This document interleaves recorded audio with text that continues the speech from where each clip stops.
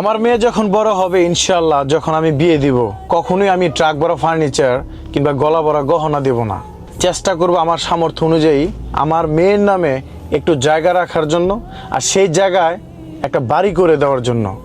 যে বাড়ির মালিক থাকবে একান্তই আমার মেয়ে, যাতে করে ৮-১০টা মেয়ের মতো এই কথাটা না শুনতে হয় যে এটা তোমার বাড়ি না, তুমি এই বাড়ি থেকে বের হও।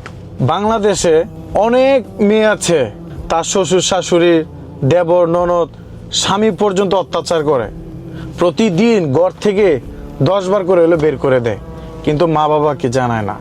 কারণ সেই মেয়েটা জানে যে তার মা বাবা এত আয় উল্লাস করে বিয়ে শাদী দিছে, ধুমধাম করে বিয়ে শাদী দিছে, ট্রাক ভরা ফার্নিচার দিয়ে দিছে, গলা ভরা গহনা দিয়ে দিছে, তারা কষ্ট পাবে।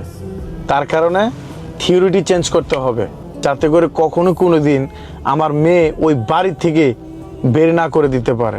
সেই ব্যবস্থাটা আমার করা উচিত অ্যাজ এ বাবা হিসাবে। আর হ্যাঁ, ইনশাআল্লাহ এটা আমিই করব।